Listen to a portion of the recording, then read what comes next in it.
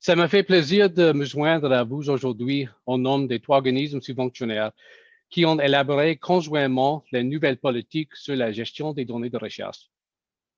Je tiens d'abord à souligner que le terre sur lequel se trouve le Bureau de conseil de recherche en sciences humaines font partie du territoire traditionnel non cédé du peuple Anishinaabe-Algonquin. Après 5 ans de travail de consultation, nous sommes très heureux d'avoir lancé en mars la nouvelle politique sur la gestion des données de recherche.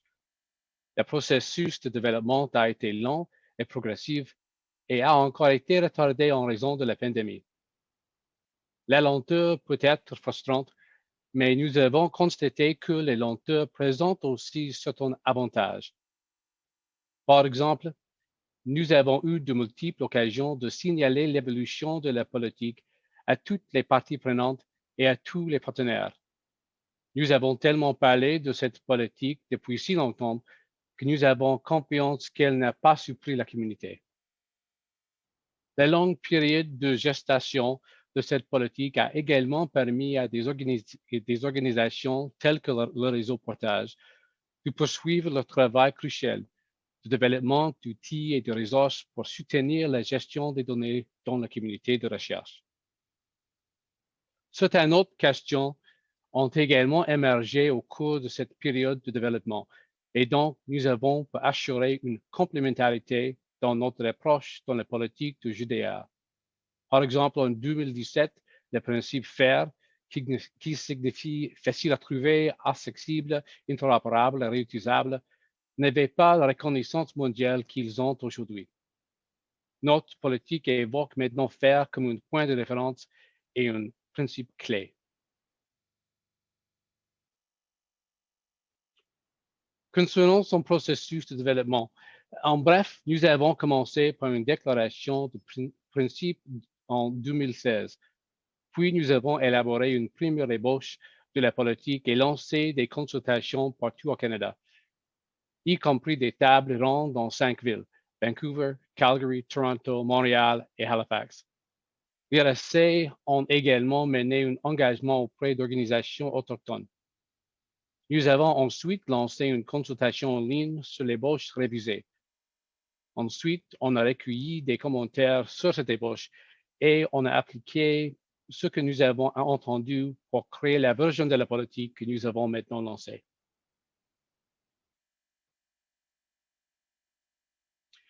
Les trois éléments clés de la politique n'ont pas beaucoup changé depuis la première ébauche, mais comment et quand ils seront mis en œuvre ont été révisés. La première s'applique aux établissements. Chaque établissement postsecondaire de recherche et hôpital de recherche admissible à administrer des fonds de l'IRSC, du CRSNG ou de CRSH doit créer une stratégie de gestion des données de recherche. Cette stratégie doit décrire comment l'établissement appuie ou va appuyer les chercheurs dans l'effort d'établir et mettre en œuvre des pratiques de gestion des données. En plus, la stratégie doit être accessible au public dans le site web d'établissement. La deuxième et troisième exigence s'applique aux chercheurs. Concernant les plans de gestion des données, toutes les demandes de subventions soumises aux organismes subventionnaires devraient inclure des méthodologies qui tiennent compte des meilleures pratiques en matière de gestion des données de recherche. Pour certaines occasions de financement, les organismes subventionnaires demanderont que les plans de gestion des données soient soumis au moment de la demande, comme il est précisé dans l'appel de proposition. Dans ce cas, les plans seront examinés dans le processus d'évaluation par la paire. Concernant le dépôt des données, les titulaires de subventions sont tenus de déposer dans un dépôt numérique les données de recherche, les métadonnées et les codes qui appuient directement les conclusions publiées dans les revues, de même que les préimpressions découlant de la recherche financée par les organismes subventionnaires. Établir ce qui compte comme données de recherche pertinentes et choisir les données à préserver est un exercice qui est souvent dicté en grande partie par le contexte et qui devrait reposer sur des normes disciplinaires.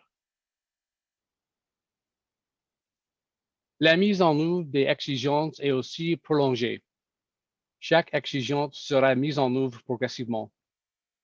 D'une part, il s'agit de reconnaître les contraintes de la pandémie sur les institutions, mais d'autre part, il s'agit de donner aux chercheurs le temps de s'adapter en général, leur donner une plus grande certitude quant aux exigences à venir et de s'assurer que les services et les infrastructures clés sont en place. Des stratégies institutionnelles doivent être créées d'ici mars 2023. Chaque organisme subventionnaire identifiera d'ici le printemps 2022 la première série d'occasions de financement assujetties aux exigences du plan de gestion des données. Enfin, les agences continueront de travailler avec la communauté de la recherche pour identifier une date feasible pour mettre en œuvre l'exigence de dépôt de données. J'aimerais prendre quelques minutes pour parler de ce que nous avons appris lors de la consultation qui a conduit à des modifications des politiques. Nous avons été très satisfaits de la quantité et la qualité des commentaires que nous avons reçus lors de la consultation en ligne finale. En particulier, les commentaires et conseils fournis par les établissements postsecondaires et d'autres organisations et associations de l'écosystème de la recherche ont été extrêmement utiles. Lors de la consultation, nous avons rencontré beaucoup de confusion et d'anxiété lorsqu'une politique de gestion des données était interprétée comme une politique des données ouvertes. Nous sommes maintenant explicites sur le fait que la politique n'est pas une politique sur les données ouvertes. La prise de conscience croissante des principes FAIR nous a aidés. Il est beaucoup plus constructif de positionner cette politique par rapport au principe de données faciles à trouver, accessibles, interopérables et réutilisables que dans le contexte d'un programme pour la science ouverte. Nous avons aussi entendu beaucoup de préoccupations concernant les coûts liés à la gestion des données. Du point de vue de chercheurs préoccupés par les subventions et du point de vue d'établissements préoccupés par l'infrastructure de haut soutien. Cette question est plus difficile à traiter dans la politique elle-même. La politique elle-même est agnostique quant aux normes de gestion des données. Elle n'impose pas des normes particulières aux chercheurs, à l'exception de la norme d'avoir un plan de gestion des données de recherche ou pour les institutions d'avoir une stratégie de soutenir cette gestion. On sait que les chercheurs gèrent actuellement leurs données à différents degrés avec le fonds de recherche existant et que les institutions soutiennent également la pratique de gestion des données. Les deux premières exigences de la politique demandent simplement aux chercheurs et aux établissements d'être explicites sur le status quo. Est-ce que les pratiques actuelles changeront? J'imagine que dans de nombreux cas, ils le feront. Mais ce sera aux chercheurs eux-mêmes de déterminer quelles pratiques sont acceptables dans le processus d'examen par la paire. Il appartiendra également aux institutions de déterminer les services qu'elles doivent apporter pour soutenir la gestion des données. J'imagine également que les pratiques et services acceptables évalueront au fil du temps. Est-ce que cette évolution entraînera des coûts supplémentaires? Peut-être. Est-ce que le système de financement devra évaluer pour prendre en compte ces coûts? Possiblement. Pour l'instant, nous pouvons dire que le soutien institutionnel à la gestion de données est une dépense admissible au sein du Fonds de soutien à la recherche. De même, les coûts de gestion des données pour les projets individuels sont une dépense admissible avec les subventions de recherche. De plus, de nombreux outils et services pour soutenir la gestion des données ont été développés et continuent d'être développés par les établissements postsecondaires et des organisations telles que Portage. Nous avons aussi entendu certaines préoccupations selon lesquelles une politique de gestion des données, une qui renforce les principes FAIR, pourrait être en contradiction avec les préoccupations croissantes concernant la sécurité de la recherche. Une bonne gestion des données, cependant, soutient la sécurité de la recherche. Par exemple, le processus d'élaboration d'un plan de gestion des données est l'occasion de réfléchir à la sensibilité de vos données, au risque potentiel de vol et aux mesures que vous pouvez prendre pour les garder en sécurité. L'initiative Protégez votre recherche au gouvernement du Canada fournit des ressources utiles sur ces questions.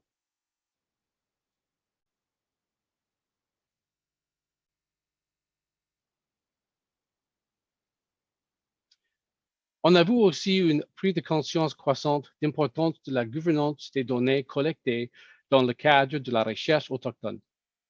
La première ébauche était muette sur cette question, non pas parce que nous ne l'avons pas reconnue comme importante, mais parce que nous avons initialement estimé que les lignes directives étaient déjà énoncées dans le chapitre 9 des énonces politiques des trois conseils, OPTC 2. Plus tard, il est devenu évident que nous devions finir plus de conseils. Maintenant, la politique mentionne explicitement les considérations particulières requises pour les données de recherche créées par et avec les Premières Nations, les Métis et les Inuits. Il se trouve qu'en 2018 et 2019, les trois agences se sont également engagées dans un processus de co-développement d'une stratégie de recherche autochtone. Au cours de ce processus, la question de la gouvernance des données autochtones est également apparue comme un thème dominant, de sorte qu'il est devenu évident que la politique de gestion des données devait en prendre compte. Voici des extraits de politique qui parlent des obligations envers les données autochtones. Dans tous les cas, il est important que les données créées dans le contexte de la recherche par et avec les communautés et les organisations de Premières Nations, des Métis et les Inuits soient gérées selon les principes élaborés et approuvés par ces intervenantes et en partenaire avec eux.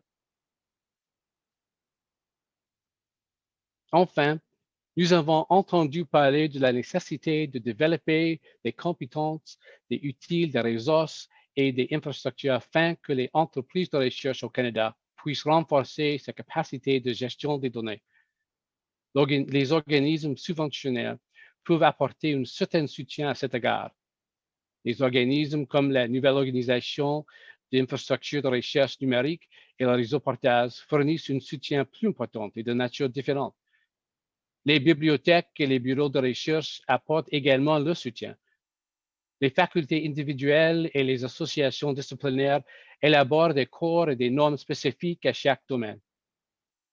Les organismes subventionnaires et notre politique font une partie de cet écosystème avec plusieurs acteurs. On souhaite que la politique aidera à renforcer les efforts de tous ces acteurs. Un exemple de CRSH. Depuis 2019, le CRSH offre une occasion de financement pour soutenir le renforcement de la capacité de gestion des données dans la communauté. C'est une initiative spéciale dans le cadre des subventions connexion. À ce jour, nous avons financé 30 projets d'une valeur totale de plus de 700 000 $. Un autre cycle de financement sont actuellement prévus avec des dates limites pour présentation des demandes de août 2021. Nous évaluerons cette initiative et pourrons la prolonger si la demande est là. En conclusion, je voudrais souligner un point. Nous savons que cette politique devra évoluer au fil du temps à mesure que l'infrastructure, les outils, les services, les pratiques disciplinaires et l'environnement de recherche au sens large évoluent. Les organismes subventionnaires continueront de travailler avec les institutions, les chercheurs, les étudiants, les associations disciplinaires, les organisations autochtones et des autres acteurs clés sur cette évolution. Merci de votre attention et merci encore de m'avoir donné l'occasion de vous parler aujourd'hui. Mathieu Lucas, merci beaucoup. Et évidemment, on a le temps pour quelques questions. Si les gens veulent soumettre leurs questions, il y a deux possibilités. Donc, la première, c'est simplement de nous les partager par le biais de l'outil clavardage. On les relaiera verbalement à M. Lucas. Ou sinon, si vous préférez poser verbalement votre question, alors c'est possible de le faire en utilisant l'outil réaction. Donc, dans l'outil réaction, vous avez l'option lever la main. Alors, simplement d'aller chercher cette option. Alors, il y a déjà quelques questions qui ont été soumises par le biais du clavardage. Monsieur Lucas, je vous lance la première. Donc, quelqu'un qui se demande comment les chercheurs subventionnés doivent-ils composer avec l'exigence des dépôts des jeux de données lorsque les fichiers contiennent des données sensibles et ou potentiellement identificatoires? Je vous dis maintenant que nous, nous fait un processus nous sommes en processus d'identifier les subventionnaires où nous voudrait demander les plans pour la gestion des données. Euh, il y a beaucoup de considérations pour ça, absolument. Mais je voudrais soulever le fait que euh, nous, nous voudrions travailler prochement, étroitement avec la communauté pour chaque étape dans le processus de mettre en œuvre les nouvelles politiques, bien sûr. Autre question qui est un peu plus haut dans le fil de discussion. Donc, on demande en fait si chaque subvention n'est pas assujettie aux exigences du PGDR, quels sont les critères pour départager? Est-ce que c'est le sujet de recherche? Est-ce que c'est d'autres critères? C'est une bonne question. J'imagine que ça serait le type de subvention. Je ne sais pas clair maintenant, mais j'imagine peut-être pour CRSH, nous choisirons peut-être les subventions partenariat pour commencer l'exigence. Mais peut-être les décisions seraient différentes pour les autres organisations. Mais comme j'ai dit, pour tous les subventions, pour toutes les subventions, à la fin, ça serait nécessaire d'expliquer les méthodologies pour gérer les données dans une section de la demande. Merci.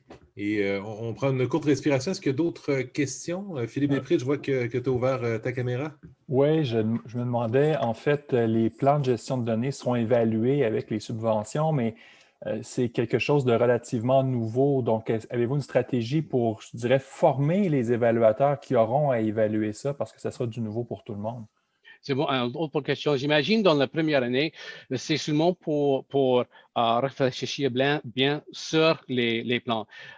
Nous partagerons les plans avec les comités, bien sûr, mais pas pour évaluer.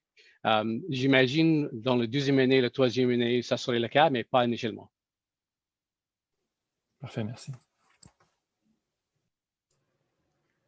Donc, c'est toujours le temps de poser vos questions. Je vais vous laisser le temps soit de vous manifester s'il y a lieu par le biais de l'onglet Réaction ou soit de l'écrire dans le clavardage.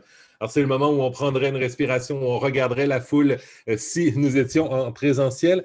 Alors, question pour M. Lucas. Donc, est-ce qu'on peut donc considérer qu'il y aura des critères précis sur lesquels seront évalués les PGD?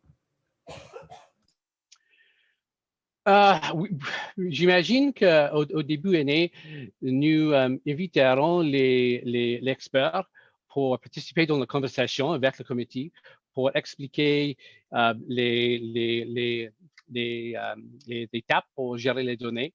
Mais à la fin, ça serait le travail du comité de prendre une décision concernant les critères nécessaires, de prendre une décision concernant les pratiques acceptables pour chaque discipline, en fait. Merci. Et n'hésitez pas si ceux qui ont soumis des questions, si vous avez des éléments additionnels aussi, c'est toujours possible de le faire. Alors, on demande en fait, il est important de souligner qu'un plan de gestion des données est une première étape et ne signifie pas nécessairement que toutes les données seront des données ouvertes. Donc, ça, c'est une précision qu'un participant, une participante apporte. Est-ce que vous voulez compléter sur cet élément-là, M. Lucas? Oui, bien sûr. La politique encourage les chercheurs de partager leurs données quand c'est possible, mais ce n'est pas une nécessité. Ce n'est pas, comme j'ai dit, ce n'est pas une politique des données ouvertes, pas du tout. Je vais passer la parole à Jeff Moon pour une question verbale. Mais c'est plutôt une une réponse à la question à propos des critères pour les PGD. Portage, l'an passé, a développé avec l'aide des experts dans la communauté une gamme de gabarits pour, en anglais, c'est des templates, pour mettre dans l'outil de l'assistant PGD qu'on va discuter dans la prochaine session. Puis avec ça, il y avait des critères développés pour évaluer la qualité des gabarits. Puis certains de ces critères-là, puis l'intention de Portage, c'est de développer un système d'évaluer des PGD pour d'être complet, comme la qualité des réponses, les réponses qui ont besoin d'être là au point de demande pour la subvention, puis les points qui pourraient être ajoutés puis enrichis plus tard dans le processus. Donc, on est au courant, on est conscient de ces questions-là, puis on discute avec les trois agences à propos de ça. Merci beaucoup pour cette précision. Et question qui est amenée en retour un peu à ces éléments-là. Donc, on se demande, à partir d'une certaine date, les réponses au PGD pourraient donc faire en sorte qu'une subvention soit acceptée ou rejetée.